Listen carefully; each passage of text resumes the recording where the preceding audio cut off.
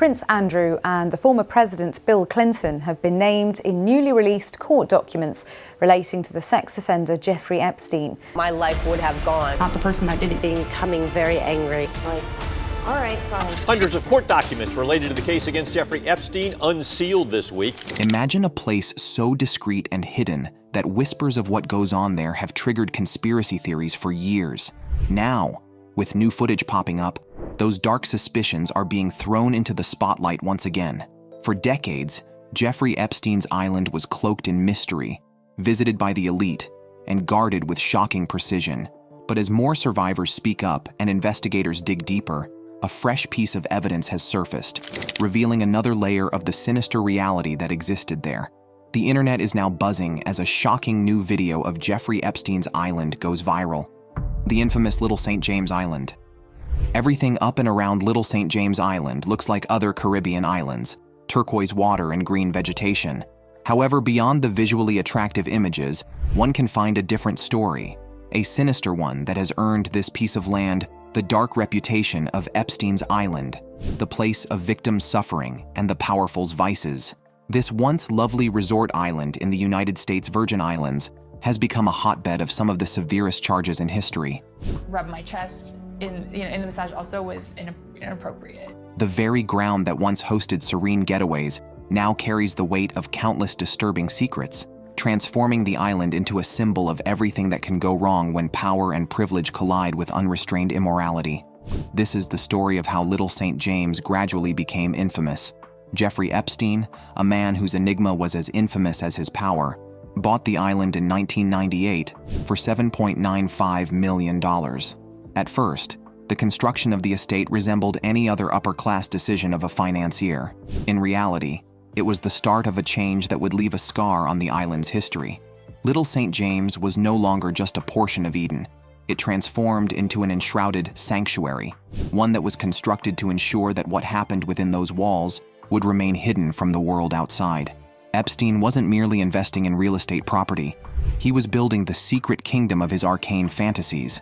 The transformation of the island into the desired package was as careful as it was complex. Little St. James was bigger than Great St. James and occupied over 70 acres of land. This was enough space to accommodate all the falsehood that Epstein had entangled himself in. The estate was vast, including luxurious houses for the family, tiny cabins for guests, and what seemed like a blue and white temple. Regarding this particular temple, the very existence of which was disguised in mystery, many people speculated and came up with all sorts of theories. Some believed it was a place where several evil rituals were performed, while others attempted to shed light on its link to Epstein's seemingly endless desire for domination. Whatever its original function, the temple came to represent the many mysteries surrounding the island complex. It wasn't just the construction that remained a topic of concern. Its location in New Mexico could have made it an almost ideal hideaway for a man like Epstein, situated in the Caribbean and relatively remote from the mainland, but close to VIPs. Epstein was able to ply his trade with incredible impunity due to the isolation the location afforded. There was an intentional black sheep feel to it, attracting influential personalities from society who wanted to escape to a place not bound by conventional norms. It is this mixture of glamour and sin that defined Epstein's island and, in large part, explains why the place was so enticing and otherwise referred to as the Island of Sin. Shocking allegations. CBS News. Mola Langi spoke with locals who described the island as a pedophile island. The footage shows what appears to be the ground floor of Jeffrey Epstein's home. And the stories they shared painted a grim picture of Epstein's operations, according to witness accounts. Young girls were often seen arriving on the island only to disappear behind the walls of Epstein's luxurious estate. Epstein's method of transporting young girls to the island was carefully planned to avoid detection. He relied on his private jets and boats, ensuring that the girls were brought to the island discreetly. Witnesses, including air traffic controllers and other airport personnel, reported seeing Epstein accompanied by girls who appeared to be pre-teens. These sightings were not isolated incidents, but part of a disturbing pattern. A harbor employee told CBS News that a boat was used to ferry workers and supplies to and from Epstein's island. This boat was also allegedly used to transport young girls to the island, further implicating Epstein in his heinous crimes. The methods Epstein used to transport these girls were designed to maintain a low profile, but it wasn't until much later that the evil acts he carried out on the island would come to light. Authorities attempting to investigate Epstein's activities on the island faced serious challenges. When Epstein was alive, law enforcement officials were often stopped at the dock and told they could not enter the private property. Denise George pointed out the difficulty of escaping from the island, stating that he owns a whole island, so it wasn't a situation where a child or a young woman would be able to just break away and run down the street to the nearest police station. One of the most horrifying accounts comes from a 15-year-old alleged victim who was so desperate to escape that she tried to swim away from the island. Another victim described how she was trapped in Epstein's bedroom on the island with a gun strapped to his bedpost, making it clear that escape was not an option. Although some of the people who have spoken up about Epstein's abuse have remained anonymous, others like Virginia Giuffre have gone all out to speak their truth. Virginia Giuffre, a voice for the voiceless. Virginia Giuffre, one of the most prominent and active Epstein survivors, has also risen to prominence as an icon for the Me Too movement. And you could see the fear in some of these girls' eyes. You could feel it. Virginia Giuffre, born Virginia Roberts, was forced to endure a childhood filled with hardship and abuse at the age of 14. Things had gotten so bad that she found herself living on the streets 3 years later. Virginia had turned 16 and was in the process of turning her life around. She had secured a job as a locker room attendant at Donald Trump's Mar-a-Lago resort in Palm Beach. It was while working this job that she met Gizan Maxwell, who offered her a chance to train as a massage therapist. I know this guy. There's an opportunity, actually, if you want to become a real massage therapist. When Virginia arrived at Jeffrey Epstein's home in Palm Beach for what she believed was a job interview, she was met with a scene that would forever alter the course of her life. Epstein was lying, and Maxwell instructed her on how to massage him. During this encounter, Epstein and Maxwell asked Virginia about her life, and trusting them, she revealed her troubled past, including her experiences of physical abuse. Little did she realize that this was the start of yet another time of horror in her life. Virginia's encounter with Epstein was a nightmare right from the time when she set foot in Epstein's Palm Beach mansion. In this case, she got trapped in a cycle of abuse and manipulation, and the initial massage sessions degenerated into relations with Epstein, who dominated most parts of Virginia's life. He deceived her into believing he would provide for her and give her a good life, while continuously assaulting her. Virginia's life was suddenly filled with darkness the more involved she got with Epstein. She was not only abused by Epstein, but was also shared like a plate of fruit between his wealthy associates. Of the many people Virginia was introduced to, the most famous was Prince Andrew. Yeah, because there was no other way of getting there and back. As stated by Virginia, she met Prince Andrew in the year 2001, and she was only 17 years old at that time. It was Jeffrey Epstein who took her to London, and there, at Gizan Maxwell's house, she first met the prince. This meeting would later be infamous thanks to a photograph that was taken at night, with Prince Andrew with his arm around Virginia's waist, while the background showed Maxwell smiles. The rest of the testimony that follows is quite disturbing in terms of details. After the introduction, Virginia stated that after the night out, the group went to a nightclub, then to Maxwell's home, where according to Virginia, she was told by Maxwell to do for Andrew what I do for Jeffrey. This was a clear sign of the abuse Virginia was to receive from Andrew. Sadly for Virginia, that was the first of many nights that would see her forced to perform intimate acts with the prince. As per her testimony, he assaulted her at the London townhouse of Maxwell and Epstein's residence in Manhattan, as well as Little St. James in the Virgin Islands. She narrates the incidents brightly and provides the details of how she felt like being a prey of fear that has no control over itself. All these allegations have been vehemently refuted by Prince Andrew in a 2019 interview with BBC Newsnight, in which he stated that he had never had any form of interaction with Virginia. He then offered an alibi for the evening in question, in which he said he was with his daughter at a Pizza Express.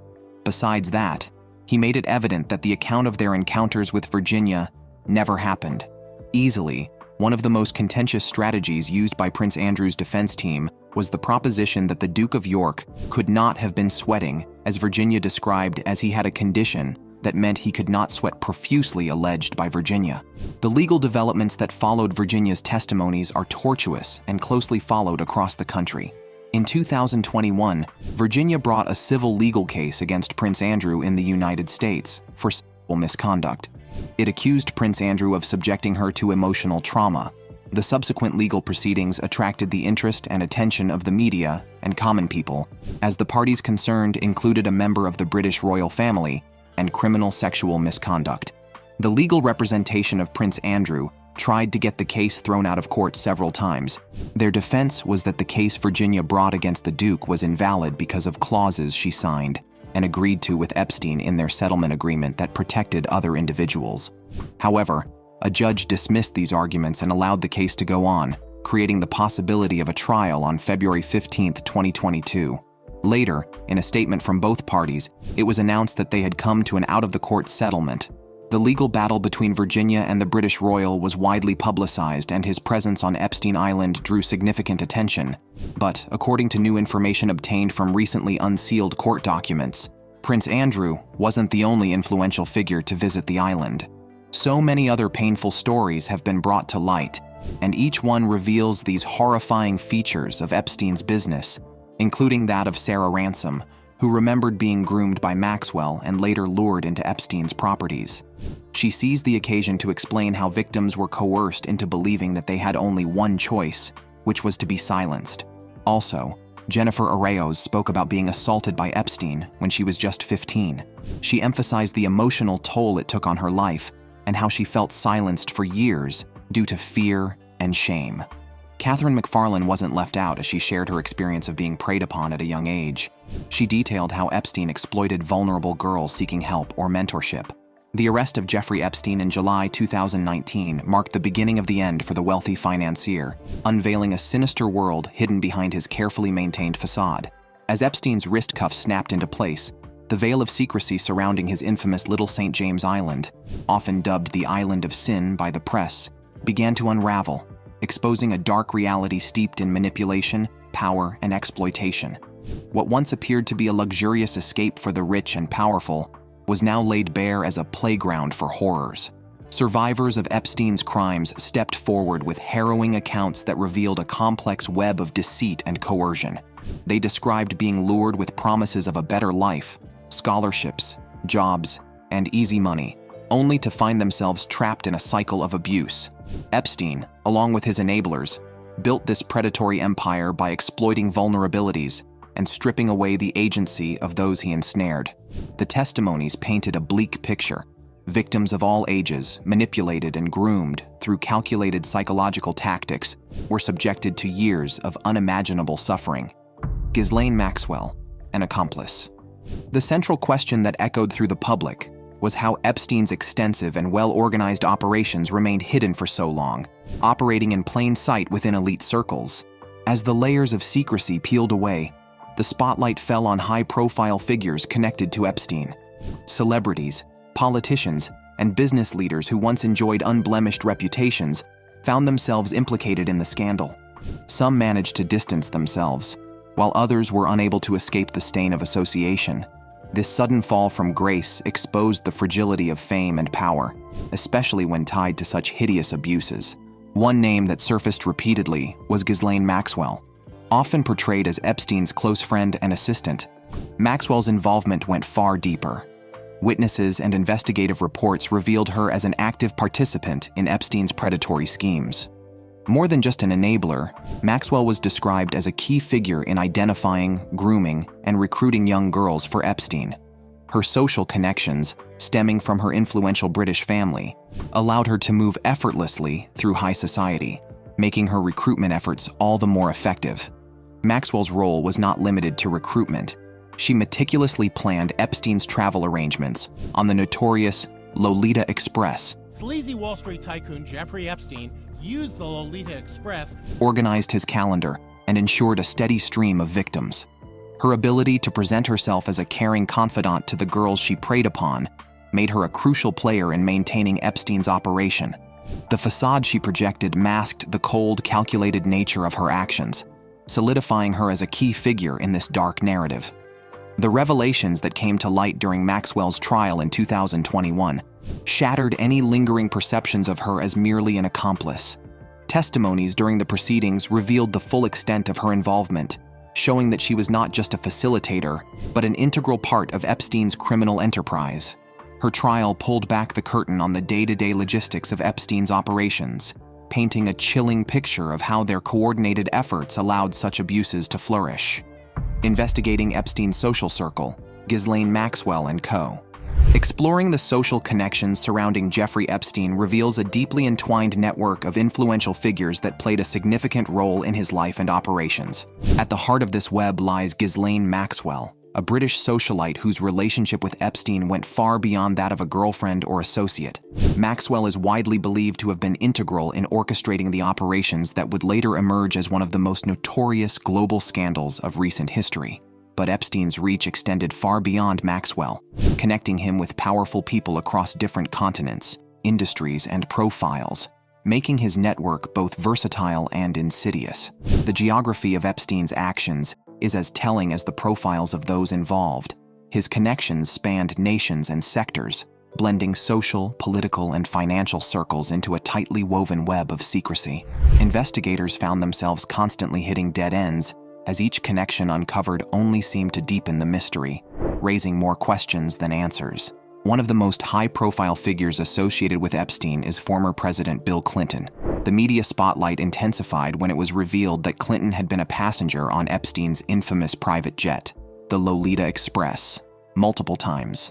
Although Clinton has denied any involvement in illegal activities, asserting that his association with Epstein was strictly social or related to philanthropy, the link continues to be a focal point in public discussions.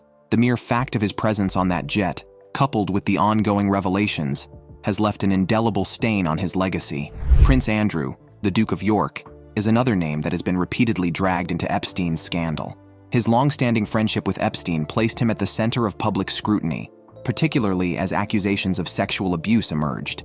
The allegations, which Prince Andrew has consistently denied, have led to significant damage to his public image and royal duties, culminating in the loss of many of his official roles and patronages. The scandal around the prince has forced the British royal family into damage control, further highlighting the global repercussions of Epstein's actions. Leslie Wexner, the billionaire founder of L Brands and the owner of Victoria's Secret, also finds himself enmeshed in the scandal.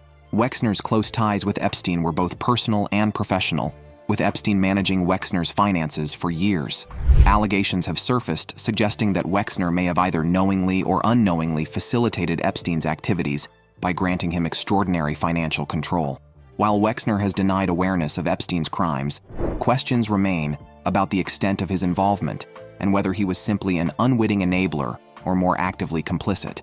These connections are not mere coincidences but are critical for understanding the depth and scale of Epstein's operations. The intersection of such powerful individuals with Epstein's activities suggests that influence was deliberately wielded to shield criminal behavior from scrutiny. It is this interconnectedness that allowed Epstein to operate in the shadows for so long, with his network providing protection and deflecting legal accountability. Complications in justice and reactions from the public. Epstein's many contacts create a lot of logistical problems for anyone who might seek justice from him. These are some of the issues resulting from the connection of the politically powerful people to him.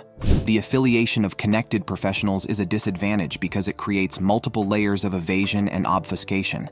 For this reason, one sees legal and public relations explanations for powerful people to sever links with Epstein and create ambiguity.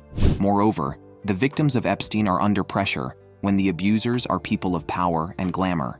Hence, due to a culture of fear and intimidation, resulting from the possibility of revenge by the accused and the cultural beliefs of the worshipping of power and wealth in the nation, the survivors of the heinous acts do not come forward to tell their ordeals. The rich and influential can afford to deploy a lot of money as legal defenses to frustrate or dismiss cases against them. This leads to unequal access to justice, which in turn makes it impossible to make those who are accountable to give answers or to find the truth, even when it is surrounded by privilege. The more videos with so-called revelations of what went on at Epstein's Island appear, the more doubts and curiosity increase in parallel. The clips presented objects such as decaying structures and creepy pathways, some stating that it was a place for illegality. But every single frame of these videos is given an especially critical look, and thus the validity of all these videos leaves much to be doubted. Are these visuals real, or are they the work of master manipulators who want to turn a blind eye to such innovations and continue to provoke viewers and dump fake news full of hatred and aggression? For every clip that hits the public domain, there is a digital army of investigators that comes into action. In online forums and social media groups, everyday enthusiasts study the footage, frame by frame, for any information. Coordinate tags are evaluated, basic and complex geographical referencing is examined, and tools for video content enhancement are used mainly to decide if these are real or fake video clips. Such organized searches, which may be spearheaded by tech-savvy users, are the hallmark of net-based truth-seeking. However, even in these cases, one feels that the true and the fake are still in a very narrow space from one another. It is laudable to seek these answers, but one should bear in mind the prospects of being misled. In a world wherein conspiracy theories can spread overnight, a single video that could mislead people greatly can cause so many lessening. Society may easily buy into what is easy to swallow, falling for some of the myths that have disguised the actual problems that surround Epstein's crimes. In this risky business between exposing and being exposed, skepticism works wonders. Subscriber pick. Imagine a place where the facade of luxury masks a horrifying reality. The newly leaked footage of Jeffrey Epstein's island offers a chilling glimpse into this secret world, unearthing disturbing revelations about what really went on behind those high walls. As unsettling details emerge, including testimonies from brave individuals who have come forward with their harrowing stories, the footage raises more questions than answers. Their voices add a human dimension to the horror, painting a vivid picture of the island's dark underbelly. As we dissect this shocking new evidence, we want to know, how does this footage reshape your perception of Epstein's operations? What do you think about the stories shared by the witnesses? Share your thoughts in the comments below. Your insights are crucial to our exploration, and together, we can delve deeper into this haunting narrative. What's your take on the latest revelations? Join the conversation and let's seek the truth together. And to become so public with it was something I didn't want to share with anybody ever. Epstein's crime history, sweetheart deal, arrest, and rearrest. The complexities of the elaborate structure surrounding Jeffrey Epstein's criminal deeds started to disentangle in 2005 with his first arrest. This began the series that would enthrall the general and show the dirt behind those in authority. Police got a lead on the alleged sexual abuse of a minor by Epstein in March 2005. The investigation showed that he had been grooming young girls, including some of them as young as 14 years, to go to his expansive houses. Forcing law enforcement agents to take action on these allegations had some quite shocking elements to them. By July 2006, Epstein was legally accused of many counts of sexual misconduct with minors. However, even the rather severe accusations against him did not prevent Epstein from obtaining a rather unpopular plea agreement in 2008. This deal, referred to as the sweetheart deal, was reached under the advisement of his lawyers with the federal prosecutors in Florida. Rather than facing serious federal charges, Epstein pleaded guilty to 2 state charges, which include prostitution and the procurement of an individual less than 18 years of age for prostitution. He was given a mere 18 months imprisonment. However, most of the time he was free to attend work in the daytime. This leniency caused an uproar all over the country as people believed that this was a clear demonstration of how powerful money can be in the judicial system. Skip forward to July 2nd, 2019. Epstein was arrested again on new federal sex trafficking charges. This time the accusers were even more numerous and serious. Several women have testified about the process of sexual abuse by him. The indictment has implicated conspiracy, sex trafficking of a minor, and even racketeering. This was unlike the previous time when he was allowed Kangava's delicate arrangement and granted bail based on the judge's reluctance to imprison a rich man behind bars for a long time, since he was purported to have flight risk.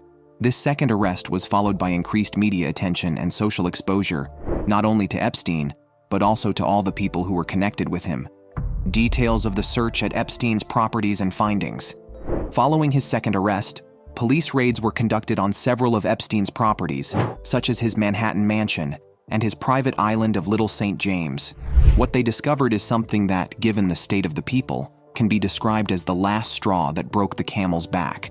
Some of the things that were discovered in the course of the investigations include a collection of nude photographs of young women or girls, phone directories containing phone numbers of many personalities including politicians and businessmen, and other articles indicating the existence of a large network different from the initial thought. These revelations provided a rather dark picture of Epstein's enterprises, alluding to a large organization that regimen in the sexual exploitation of minor females. Details of his death in detention and reactions. On August 10th, 2019, information on Jeffrey Epstein's death was reported. He died in his cell, while awaiting trial. Initially determined to have been killed by hanging, his passing sparked a lot of controversies and conspiracy theories over his assassination as a result of his linkages to bigwigs. Many expressed disbelief over the circumstances leading to his death. There emerged concerns over the safety of the detainee in the jail, blame directed at the Bureau of Prisons for not guarding him despite earlier suicide attempts. Epstein's early death created many more questions than answers. To a large extent, it stifled him, while also raising questions about who might be held to account for their involvement in his abuse. Afterlife also leaves many controversies for justice seekers around Jeffrey Epstein's story, as further complications appear in a rather twisted tale that is still unfolding in the modern world. Legal actions. Post-Epstein's death, pursuing justice for victims. Epstein's death affected the society, particularly the legal realm, in a way that lit a fire in the hearts of survivors and activists alike. This means that even with Epstein no longer alive, the pending cases that are affiliated with him and his circle of friends are still in a continuous manner bringing new legal actions. Among those who have been fighting it relentlessly is Denise George, the former Attorney General of the U.S. Virgin Islands. Substantial progress toward achieving this was made under her tenure, especially in going after Epstein's estate. Its main goal was to provide justice for the victims and make those involved in Epstein's terrible acts pay for it. The efforts led by George show the essence of having people who will fight for the survivors. Thanks for watching. See you in the next one.